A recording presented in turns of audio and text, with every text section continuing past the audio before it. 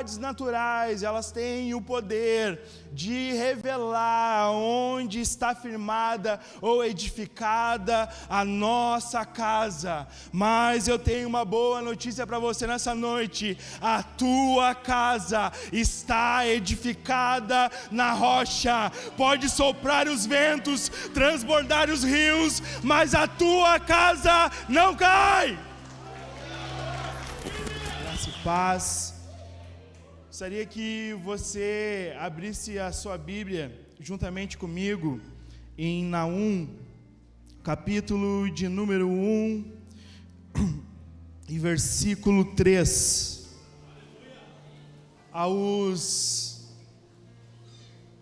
líderes de GC, aos irmãos que anotam a palavra do GC, vocês podem anotar esse versículo como base e também esse outro texto que eu vou dar aqui, mas nós não vamos ler só esse versículo. Você anota aí então Naum, capítulo 1 e versículo 3, e Marcos, capítulo 4, do versículo 35 ao 41. A palavra que quero trazer nessa noite, que o Senhor fez arder ao meu coração, é uma palavra, é um sermão, é temático, aonde estarei falando de tempestade. Naum, capítulo 1, versículo 3. O Senhor é tardio em irar-se, mas grande em poder, e jamais inocente o culpado. O Senhor tem o seu caminho na tormenta e na tempestade. As nuvens são poeira dos seus pés. Vamos ler essa parte C aqui de novo. O Senhor tem o seu caminho na tormenta e na tempestade, e as nuvens são poeiras dos seus pés. O Senhor tem o seu caminho na tormenta e na tempestade, e as nuvens são poeiras dos seus pés. Amém? Uma certa vez eu vi uma história. No reino animal, no mundo animal, há uma diferença entre as vacas e os búfalos. Quando se avizinha uma tempestade, as vacas, elas pressentem e elas vão fugindo. Então elas ficam por muito mais tempo dentro desse ambiente de tempestade. Diferente dos búfalos, que quando eles entendem que está vindo uma tempestade, eles vão de encontro a essa tempestade, e eles passam por essa tempestade e saem do outro lado aonde tem a bonança. Então eles ficam menos tempo nesse ambiente de tempestade. Como falei para vocês, essa noite vai ser um sermão temático, ao qual eu vou falar sobre tempestade.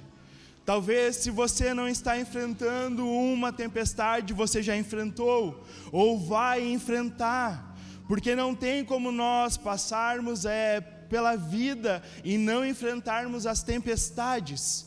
São elas que têm o poder de transformar meninos em homens, meninas em mulheres. Glória a Deus pelas tempestades, porque elas têm esse caráter que fazer que nós cresçamos, seja profissional, seja espiritual, seja pessoal. São as tempestades que nos dão e nos geram resiliência, capacidade de suportar. Então, nessa noite, você pode estar passando por alguma tempestade em alguma área da sua vida. Eu tenho uma boa notícia para você. Em meio ao tormento, em meio à tempestade, a palavra do Senhor nos diz que Deus, Ele tem um caminho, e no meio dessa tempestade que você está enfrentando, o Senhor, Ele faz esse caminho, Ele pavimenta esse caminho, e nessa noite Ele te pega pela mão e faz você atravessar essa tempestade e sair do outro lado ileso. A Bíblia, ela é fascinante. Qualquer texto dela, seja do Antigo ou do Novo Testamento, vai ser mais atual do que qualquer jornal que vai sair no dia de amanhã, porque ela é eterna. O Antigo Testamento, ele é dividido em blocos: os livros históricos, a lei, os poéticos, os profetas maiores, os profetas menores, sendo 12 profetas menores, que profetizam no período durante e pós-exílio do povo de Deus. Naum é um desses profetas menores. Ele vai falar a capital da Síria, a saber, Nínive. Nínive, essa mesma cidade que 100 anos atrás um outro profeta chamado Jonas trouxe uma mensagem que nós chamamos no hebraico de Techuvá, que trouxe arrependimento a esse povo. O rei daquela cidade propôs um jejum e até os animais daquela cidade jejuaram. Então Deus, ele foi misericordioso e ele poupou Nínive. Mas agora aqui o texto que nós lemos é 100 anos à frente, 100 anos após esse período ao qual o profeta Jonas, ele profetizou. Já aquelas pessoas que presenciaram a profecia do profeta Jonas, a mensagem do profeta Jonas, já não estão mais vivos. É uma outra geração que agora está ali habitando em Nínive. E os ninivitas, eles eram cruéis. Quem eram os ninivitas? Há alguns achados arqueológicos, a saber, no museu de Harvard, que vai atestar e descrever quem eram os ninivitas. Os ninivitas, eles tinham prazer de pegar os seus cativos. Sacavam daqueles cativos que eles pegavam o maior órgão do corpo humano, que é a pele. E ainda em vida eles pegavam ripas e batiam nas suas vítimas até que as artérias se rompessem, e esse indivíduo viria a ter a maior e mais terrível morte que poderia ter, porque os ninivitas, eles não tinham prazer simplesmente em matar os seus cativos. Eles tinham prazer em produzir o sofrimento. E é agora sobre a vida do profeta Naum que Deus está usando, e Deus está dizendo e está falando a Nínive: olha, vai vir o preço disso que vocês estão fazendo. Uma hora o boleto chega, uma hora a fatura chega. Uma família bem-sucedida em Nínive não era aquela que morava no condomínio de mais alto padrão, não era aquela que tinha uma Ferrari, uma BMW na sua garagem. As famílias bem-sucedidas de Nínive eram aquelas que em frente à sua casa, no seu quintal, havia ali um esqueleto, uma carcaça humana de alguém que era cativo seu. Eles espetavam numa lança e deixavam pendurado na frente das suas casas. E ali então eles diziam: esse foi mais um cativo meu. E acontecia a purificação da carne, dos músculos e dos nervos, e ficavam só o esqueleto do indivíduo ali pendurado. Os ninivitas, eles eram terríveis, terríveis, terríveis. Deus está usando a vida de Naum para dizer que ele vai aplicar a justiça dele, que ele vai corrigir Nínive, que ele vai varrer Nínive da face da terra. Porém, o versículo que nós lemos no capítulo 1, de versículo 3, ele vai dizer: porém, se houver arrependimento em vós, eu faço, em meio a essa tempestade, em meio a essa tormenta que está vindo, eu faço caminho, pego vocês pela mão e faço vocês passar por essa tormenta, por essa tempestade, mas tem que ter arrependimento.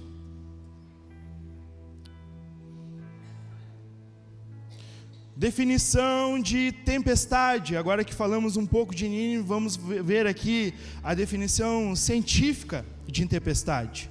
Uma tempestade é um fenômeno atmosférico caracterizado por instabilidade no tempo, que pode concluir fortes rajadas de vento, chuvas intensas, granizo, descargas elétricas e trovões, perturbações na atmosfera que causam efeitos perceptíveis na superfície da Terra, como desconforto e danos. As tempestades podem causar grandes prejuízos à estrutura humana e são frequentemente associadas a condições climáticas adversas, e elas são passageiras. O sinônimo de tempestade é vento, destruição, chuva. Como eu falei aqui, é possível que você já passou, ou está passando, ou ainda vai passar por uma tempestade. Mas a boa notícia é essa, que Deus, Ele tem o seu caminho em meio à tempestade. Biblicamente, existe 3 tipos de tempestade. E eu quero falar sobre esses 3 tipos de tempestade que encontramos na palavra de Deus. A primeira são as tempestades normais ou naturais. São essas tempestades que passamos, que acontecem em todos os lugares e com todos, em todas as famílias. O sábio, ele vai dizer que do mesmo modo que a chuva, ela cai sobre o justo, ela cai sobre o ímpio também. A saber, no ano de 2019 a 2020, aonde nós passamos por uma tempestade chamado o Covid. Quem aqui teve o Covid? Levanta a mão aí. Isso é uma tempestade natural. Foi na casa do crente, do não crente, foi na casa do espírita, do bandista, uma tempestade natural. Muitos passaram, minha casa passou por isso, eu fiquei 5 dias internado. Em outras casas, a saber, não foi só o Covid que chegou a morte também. Essas são tempestades naturais, são tempestades normais, aonde todos nós temos que passar. O grande defeito que às vezes nós temos quando ingressamos na caminhada com Cristo, na caminhada da fé, quando ingressamos nesse caminho de salvação, é que agora nós pegamos aquele versículo que praga alguma chegará à nossa tenda, e achamos que somos super-heróis, achamos que somos Power Ranger Gospel, é hora de morfar e nada vai me acontecer. Não é isso. Nós somos feitos de carne e osso. Todos nós temos os nossos limites, todos nós temos as nossas capacidades, mas também, como eu falei aqui, nós temos os nossos limites. Ciclos eles começam e terminam. Desemprego, ele chega também. Estamos passando por um momento de uma crise, podemos dizer assim, aonde a taxa da Selic 15%, pode acontecer de alguns perderem o emprego por essa questão, claro que pode. Isso são tempestades normais, tempestades comuns, que estamos no nosso dia a dia, e todos nós estamos sujeitos a sofrer. Mas são essas tempestades normais da vida que nos dão essa capacidade de suportar as coisas. Já que estamos na vida, temos que enfrentar as tempestades. E glória a Deus, porque em meio a elas, nós somos fortalecidos. E em meio à tempestade, Deus, Ele faz um caminho. E se Ele fizer um caminho em meio à tempestade natural, normal da vida, que você está passando, você não morre, você não se afoga, você não é destruído, porque Deus está fazendo um caminho em meio à tempestade. A tempestade, ela é natural, porém o caminho, ele é sobrenatural. Deus, ele poderia ter te poupado dessa tempestade? Sim, mas porém ele está te ensinando que em meio a tudo isso, ele está te conduzindo, ele está apontando um caminho para você. Ele está definindo as tuas bases.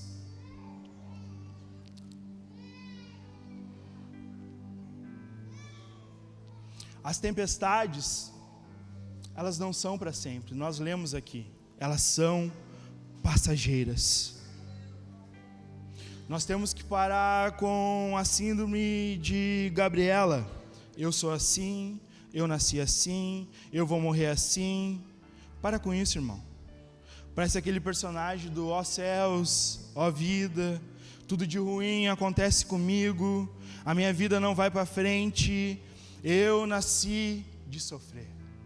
Nós acabamos de ler que as tempestades, elas não são eternas, elas são passageiras.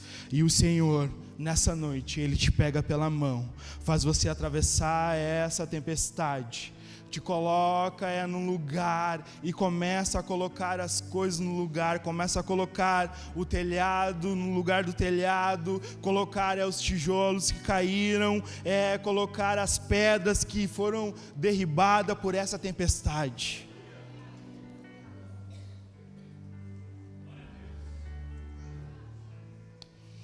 A primeira tempestade, natural. Imagina você vindo para o culto, furou o teu pneu, aí você diz, é o diabo. Eu fico imaginando o diabo, né? Eu vou furar o teu pneu. Ou então faz uma reunião de manhã, hoje às 19 horas tem um culto na Carral, então você vai no endereço tal e vai lá e fura o pneu do irmão fulano de tal para ele não ir no culto. Não, irmão, isso é coisa normal, natural, nós vamos passar por isso. E aliás, os teus pneus estão mais careca que o pastor Giandro, então você tem que comprar uns novos, levar ali no pastor Giê para fazer uma geometria, balanceamento, e vai ficar tudo certo. Aqui as tempestades naturais não tem nada a ver com o espiritual, são coisas do dia a dia, aonde vem para o crente, para o não crente, para o fiel, para o não fiel, são coisas naturais da vida. O Senhor, Ele nunca prometeu que nós andaríamos de vitória em vitória. A nossa oração aqui da igreja é que ninguém passe por um tratamento de quimioterapia. Mas o Senhor, Ele nunca disse que Ele ia nos abster disso. Pelo contrário, a Sua palavra nos diz que ainda que nós andássemos pelo vale da sombra da morte, Ele estaria conosco e nós não temeríamos mal algum. São coisas naturais, são coisas da vida.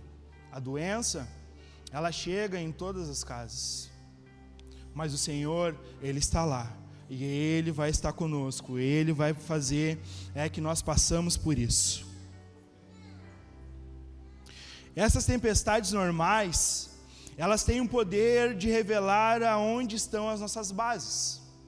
Mateus, capítulo 7, do versículo 24 ao 27, nós vamos ver lá a passagem que Jesus ele fala sobre os dois fundamentos. Uma casa onde ela estava edificada sobre a rocha, e outra casa que estava edificada sobre a areia. O que vai revelar onde cada casa está edificada é a tempestade. Mateus 7, 24 diz assim: todo aquele, pois, que ouve as minhas palavras e as pratica, será comparado a um homem prudente que construi a sua casa sobre a rocha. Todos aqueles que ouvem as minhas palavras e as pratica. Nós temos os GCs, os grupos de convívio. E qual é a quarta pergunta dos GCs? Quem pode me dizer? Fala aí, bem. O que eu vou fazer sobre isso? A casa edificada sobre a rocha não é o quanto eu conheço da palavra de Deus. Não é os cursos de teologia que eu tenho, mas é o quanto que eu escuto da palavra de Deus, guardo ela no meu coração e a ponho em prática. É aí que essa casa ela vai ser edificada sobre a rocha. E aí o versículo 25 vai dizer assim, caiu a chuva, transbordaram os rios, sopraram os ventos e bateram com força contra aquela casa. Isso é uma tempestade daquelas, é raio, relâmpago, trovão, meu Deus. A saber, essa mesma tempestade é que vai aparecer lá no versículo 27, aonde vai também denunciar a casa que está edificada sobre a areia. As tempestades naturais, elas têm o poder de revelar onde está firmada ou edificada a nossa casa. Mas eu tenho uma boa notícia para você nessa noite: a tua casa está edificada na rocha. Pode soprar os ventos, transbordar os rios, mas a tua casa não cai.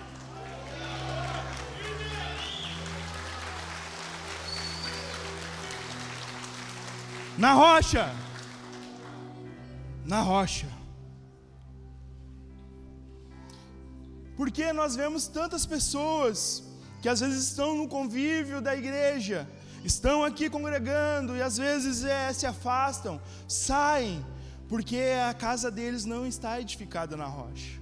Então, qualquer coisinha, eu vou me desviar. O fulano não me ligou.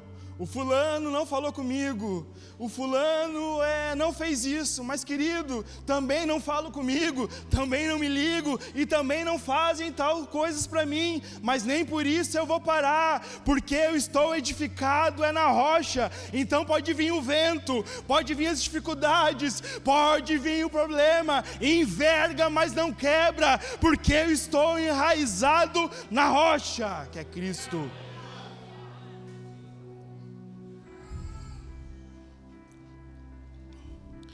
Só que às vezes, em meio a essas tempestades naturais, nós achamos que somos o super-homem e queremos enfrentar. Não! O salmista vai dizer nos Salmos, de número 55 e verso 8, diz assim, depressa eu me abrigaria do vendaval e da tempestade. A tempestade que nós temos que buscar abrigo, que nós temos que procurar abrigo, e não temos que enfrentar essas tempestades. Amém? Primeiro tipo de tempestade naturais ou normal. Segundo tipo de tempestade, as provocadas por nós mesmos. São tempestades que nós mesmos provocamos. Jonas, ele era o quê? Profeta. Jonas, ele era profeta quando ele estava no propósito, indo para Nínive. Mas agora, quando ele quis se esconder do propósito e pegar o navio e ir para Tarsis, ele se tornou um quê? Um causador de tempestade. Então está na hora de você tirar dos teus negócios, tirar da tua vida, tirar da tua mesa, tirar da tua casa, pessoas que só causam tempestade na tua vida, na tua visão, na tua alma e no teu espírito. Tira essas pessoas que causam tempestade na tua vida.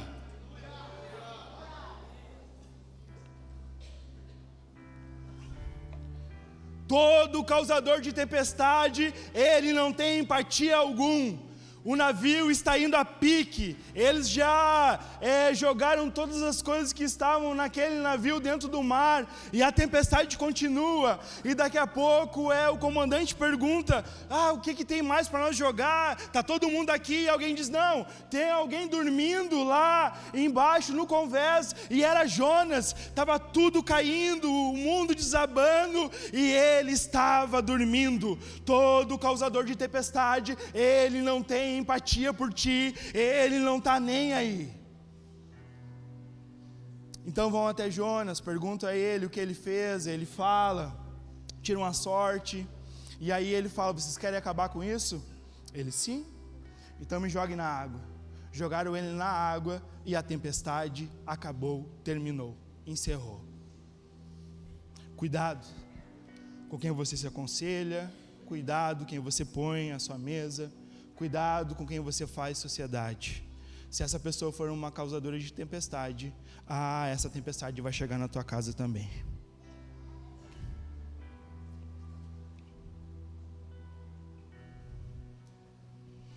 E agora, nós vamos para a terceira e última. A primeira são tempestades naturais, normais. A segunda são tempestades que nós mesmos causamos. Porque às vezes o desemprego ele não chega porque a situação econômica está ruim. Às vezes o desemprego chega porque muitas das vezes somos mal funcionários ou somos insubordinados. Aí nós somos causadores da tempestade mesmo. A terceira e última tempestade, ela se encontra em Marcos, capítulo 4, do versículo 35 ao 41. Essa ela é uma tempestade demoníaca, ou causada por demônios. A palavra diz assim, naquele dia, sendo já tarde, Jesus disse aos discípulos: vamos passar para outra margem. E eles, despedindo a multidão, levaram assim como estavam no barco, e outros barcos o seguiam. Ora, levantou-se grande temporal de vento, e as ondas se arremessaram contra o barco, de modo que o mesmo já estava se enchendo de água. Jesus estava na polpa dormindo sobre o travesseiro. Os discípulos o acordaram e disseram: Mestre, o Senhor não se importa que pereçamos? E ele, despertando, repreendeu o vento. E disse ao mar: acalme-se e fique quieto. E o vento se aquietou e tudo ficou bem calmo. Então Jesus lhe perguntou: por que vocês são tão medrosos? E como é que ainda não têm fé? E eles, possuídos de grande temor, diziam uns aos outros: quem é esse que até o vento e o mar lhe obedece?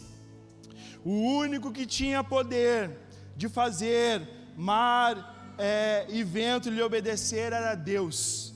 Jesus aqui, quando ele está repreendendo o vento, ele está atestando a sua divindade, ele está atestando que ele é Deus. Jó capítulo 9, versículo 8, nos diz assim, sozinho ele estende os céus e anda sobre as costas do mar. Sabe o que é interessante? Que Jó está anos antes de Jesus, e ele está cantando que Jesus está andando sobre as águas. Um belo dia em Mateus 14, há uma tempestade, e quem vem andando sobre as águas é Jesus. No meio da tempestade que você está passando, o Senhor está fazendo um caminho, pavimentando um caminho e te conduzindo por esse caminho.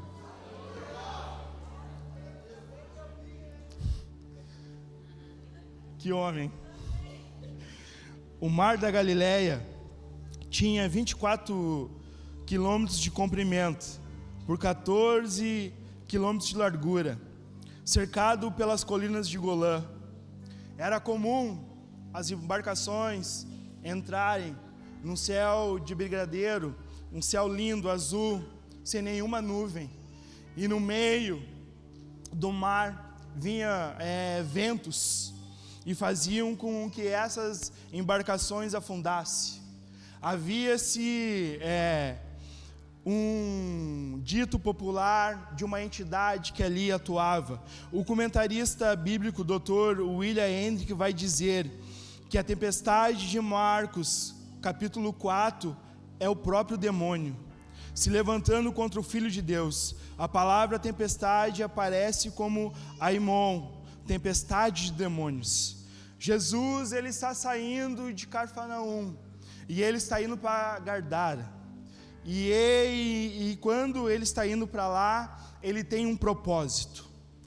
Então havia uma crença dos cananitas ali sobre uma entidade chamada Pazuzu. Pazuzu, ele tinha 2 asas, o seu rosto um formato de leão, uma cauda de escorpião, e era ele que controlava os demônios dos ventos. Então eles acreditavam que quando uma embarcação ela afundava, era Pazuzu batendo as suas asas e coordenando esses demônios do vento para fazer essa embarcação afundar. Jesus está saindo de Cafarnaum, Jesus está indo para Gadara, e lá ele vai fazer uma obra. Lá ele vai libertar um homem de mais de 6.000 demônios. E se levanta essa tempestade. E essa não é uma tempestade normal, essa é uma tempestade demoníaca, porque Satanás está querendo afrontar Jesus. Então Jesus, ele não faz como a outra, que ele acalma o vento. Agora ele olha para o vento e diz: eu te repreendo, eu te repreendo, eu te repreendo. Estou indo, Satanás, te destronar principados e potestades em Gardara. Eu te repreendo. E o vento se acalmou.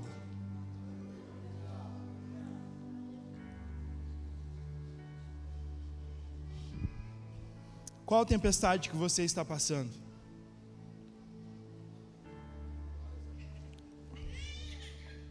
É uma tempestade normal?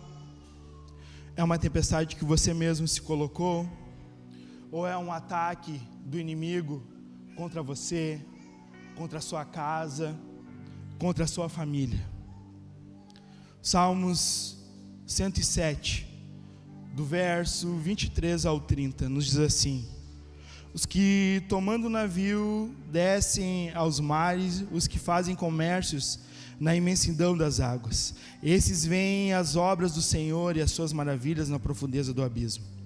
Pois Deus falou e fez levantar o vento tempestuoso, que elevou as ondas do mar, subiram até os céus, desceram até os abismos, e no meio dessa angústia desfaleciam-lhes a alma.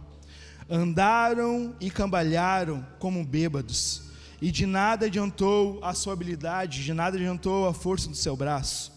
Então na sua angústia clamaram ao Senhor, e Ele os livrou das suas tribulações. Fez cessar a tormenta, e as ondas se acalmaram. Então se alegraram com a calmaria, e assim os levou ao porto desejado. Há um tempo, de meia tempestade que você está enfrentando, de o Senhor te levar ao porto seguro.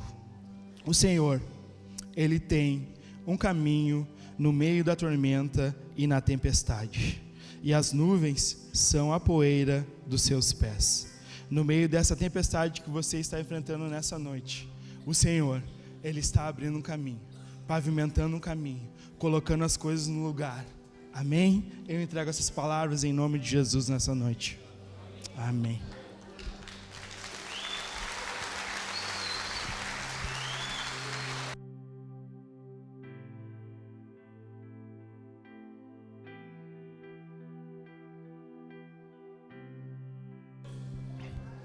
Presta teu microfone aqui que está com mais óleo. Quando eu crescer, eu quero um tema assim, uma arte assim nas minhas pregações também, tá? Você já ouviu falar em tempestade em copo d'água? Tem que ter paciência, né? Tem que ter paciência para ouvir algumas coisas que tu só vê um copo e mais nada. John Wesley, em 1736, ele é testado na Inglaterra por uma grande tempestade. Achava que a morte ali já tinha chego. E os morávios, homens de muita fé, ensinam a John Wesley que fé não é nada mais que um confronto, que tempestade não é nada mais que um confronto para ver como é que está a nossa fé. Hoje poderia tranquilamente iniciar a pregação de domingo que vem, porque a tempestade, ela só vai chegar na tua casa para ver como está a tua fé.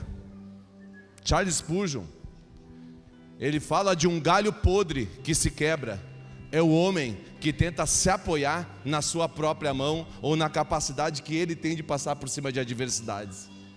Já Charles Spurgeon vai dizer que não é uma ocasião para testar a fé, mas é uma ocasião para exercitar a fé. Isaías vai dizer que ele coloca um caminho no meio do ermo e um rio no meio do deserto para quem tem fé. Mas nós podemos. Eu ia perguntar para vocês se alguém está passando por alguma tempestade, mas eu vi que lá está bem escuro do lado de lá. Ali também, está vindo chuva aí. Nós não vai vir, nós estamos dentro da tempestade. Só que nós precisamos dizer para algumas tempestades que o Deus que nós servimos é o Deus que estabelece e permite que a tempestade chegue. E aquele que criou sabe tudo sobre a criação. Aquele que permite a tempestade já está com o livramento, já está com a provisão, já está com garantido aquilo que você precisa. É só um teste da sua fé. E com essa palavra agora eu quero te pedir para você se levantar, homens e mulheres de pouca fé.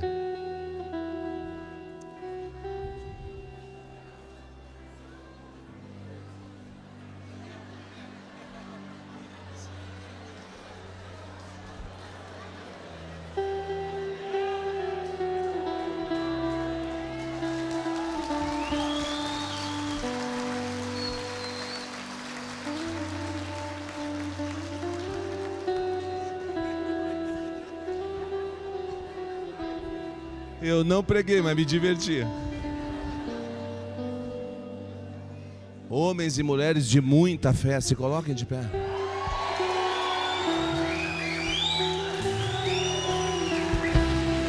Aplauda, aplauda ao Senhor, aplauda ao Senhor, aplauda ao Senhor.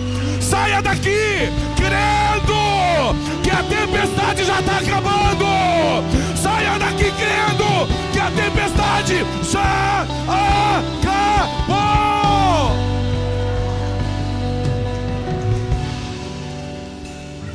Ei, Paulo foi passear com a galera de navio e a tempestade chegou. Quantos eram dentro da embarcação? Quantos eram dentro da embarcação? Vocês não vêm da escola bíblica dominical aqui, tchê? Quantos eram na embarcação? 276 israelitas. Quantos morreram? Quantos morreram?